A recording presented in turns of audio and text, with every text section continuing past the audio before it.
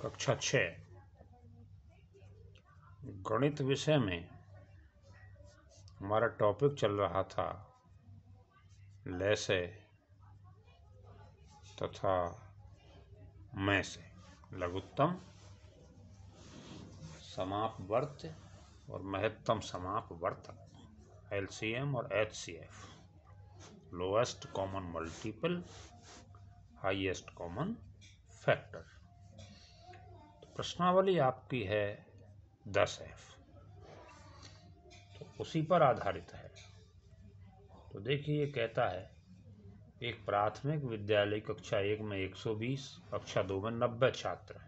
इनमें बड़ी से बड़ी समान छात्र संख्या में बांटने पर प्रत्येक समूह में छात्रों की संख्या कितनी होगी। बड़ी से बड़ी संख्याओं के समान ग्रुप बनाने हैं।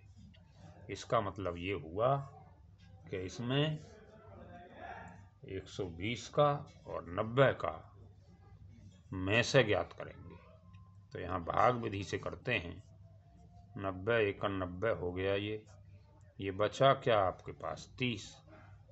तो अब पहले वाले भाजक को यहाँ लिख लेंगे, 90 आ जाएगा। तो 30 दिया, ये 90 आ गया।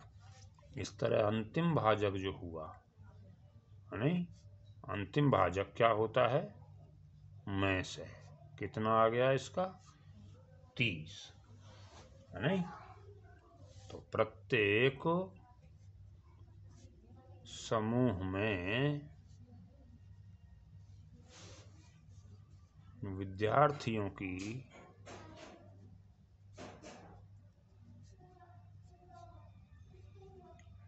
संख्या बराबर क्या होगी 30। ये प्रश्न आपका हो गया। ऐसे ही पूछता है अगले प्रश्न में, कापियों की वह छोटी से छोटी संख्या ज्ञात करो। अधिकतर क्या होता है कि बड़ी से बड़ी संख्या जब कहता है तो में से प्रायः है, अधिकतर, हमेशा नहीं। और छोटी से छोटी संख्या कहता है तो लेस है। ऐसा ही सवाल है आपका चौथा। इसमें 3, 6, 12, 15 के बंडलों में अलग अलग बराबर बांटी जा सकने वाली कापियों की छोटी से छोटी संख्या ज्ञात करो। तो सीधा सीधा है, इसको क्या ज्ञात कर लेंगे, लय से ज्ञात कर लेंगे। अब प्रश्न नंबर 5 को जरा देखें ध्यान से। प्रश्न नंबर 5 में क्या कहता है कि 55 मीटर लंबे और 22 मीटर चौड़े एक मैदान में वर्गाकार दरियां बिछानी है। एक ही नाप की कम से कम बिछाई जाने वाली दरियों की संख्या ज्ञात करो।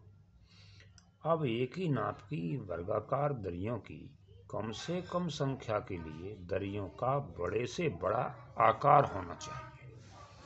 इसका मतलब बड़े से बड़े आकार की दरियां चाहिए।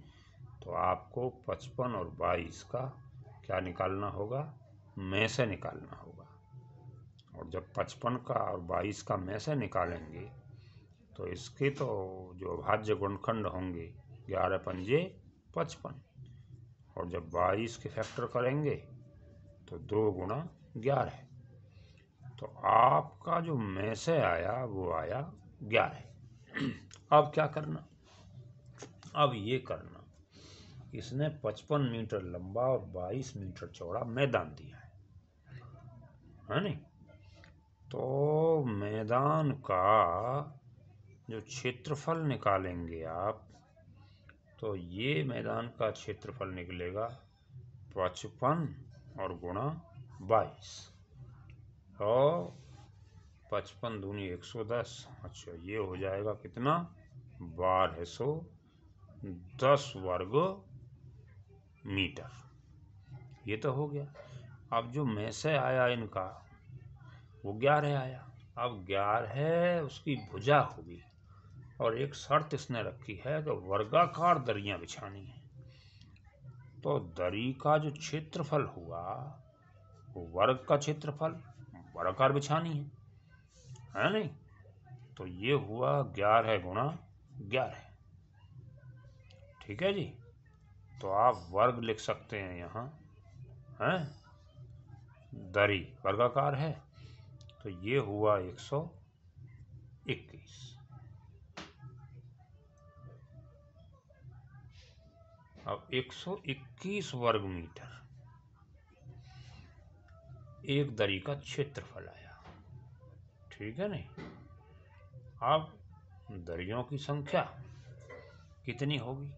एक दरी इतना क्षेत्रफल घेर रही है, क्षेत्रफल मैदान का इतना है नहीं।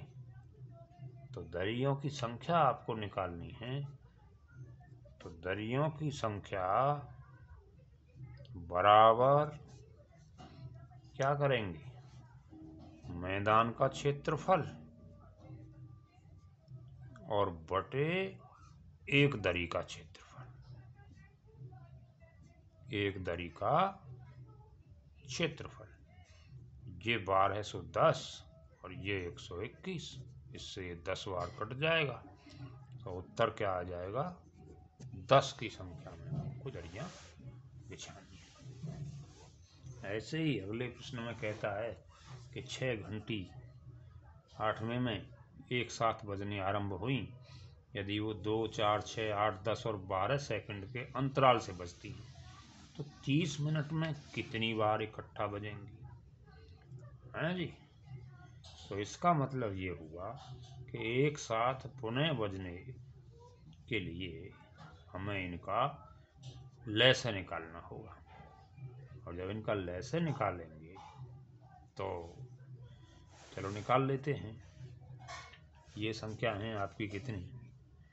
2, 4, 6, 8, 10, 12, है नहीं। अब इनका लय निकालें, 2 से काटें तो 1, 2, 3, 4, 5 और ये 6 बार, ठीक है साहब। और 2 से काटें तो 1 ज्यों का त्यों रहेगा, 1, यहाँ 3 नहीं कटेगा, 2 दूनी 4, यहाँ 5, यहाँ 3 बार कट जाएगा, फिर 2 आ जाएगा तो 1, 1, 3, 1, 5 और ये 3, और फिर 3 से काटेंगे तो 1, 1, 1, 1, 5, 1, और फिर 5 से काटेंगे तो यहाँ पर 1, 1, 1, 1 और 1 और 1। तो आपका जो लय आया इनका, वो लय कितना आया साहब? 2 गुणा 2 गुणा 2 गुणा 3 और गुणा 5, 2 दूनी 4 दूनी 8 तिया 24 पंजे, ये आ गया आपका कितना? 120 आ गया साहब। ये आ गया 120 सेकंड।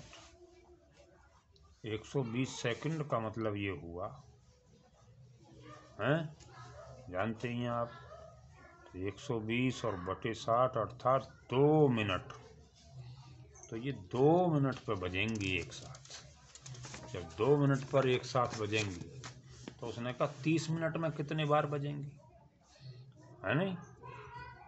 तो 30 मिनट में बजेंगी बराबर 30 बटे 2 अर्थात ये 15 बार बजेंगी। तो इस तरह का प्रश्न है साहब। अब ऐसे ही आपका प्रश्न है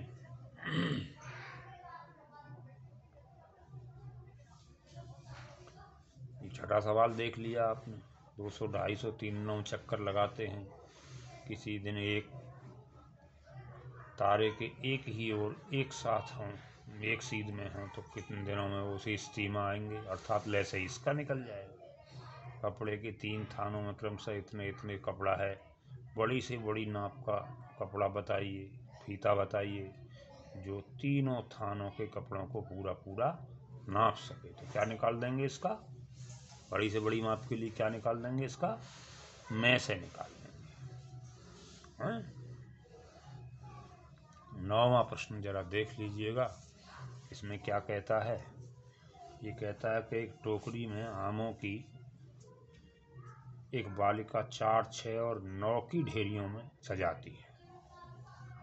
एक बालिका है, वो सजा रही है आमों को, 4, 4 आम के गुच्छे बना रही है, 6, 6 के बना रही है, 9, 9 की बना रही है। प्रत्येक बार एक आम टोकरी में शेष रह जाता है। तो बताइए टोकरी में कम से कम कितने आम हैं? इसका अर्थ ये हुआ कि टोकरी में आमों की संख्या इनकी लैसे से एक ज़्यादा होगी, इनकी लैसे से एक ज़्यादा होगी, तो इनका लैसे निकाल करके और उसमें एक जोड़ देंगे तो ये आपका प्रश्न हो जाएगा। ऐसे ही अगला सवाल है आपका, क्या कि चार पहियों की परिधियां क्रमशः इतने इतने इतने सेंटीमीटर हैं, कम से कम कितनी दूरी चलने में चारों पहिए एक साथ पूरे चक्कर लगाएंगे। कम से कम आ गया तो लैसे निकाल डालेंगे इसका। एक व्यापारी हर चौथे दिन कानपुर जाता है, जबकि दूसरा व्यापारी 10वें दिन कानपुर जाता है। दोनों यदि 3 जनवरी को कानपुर एक साथ गए हों तो अगली तारीख बताइए कि जब वो पुनः एक साथ कानपुर जाएंगे। इसका मतलब ये हुआ कि 4 दिन और 10 दिन के लैसे के बराबर समय के पश्चात दोनों व्यापारी पुनः फिर एक साथ कानपुर जाएंगे, तो लैसे निकाल देंगे साहब। 4 दिन और 10 दिन का लैसे, 4-10 का लैसे कितना आ जाएगा, 4-10 का लैसे आपका आ जाएगा 20, तो 20 दिन बाद जाएंगे। 3 जनवरी को गया है तो 20 और 3 23 जनवरी को फिर जाएंगे। तो इस तरह से इस अभ्यास को आज आप पूरा कर लेंगे। अगली वीडियो में अगला अभ्यास आपको कराया जाएगा। प्रश्नों को ध्यान से करें, और कोई समस्या होगी तो मुझसे कांटेक्ट करके पूछ लें।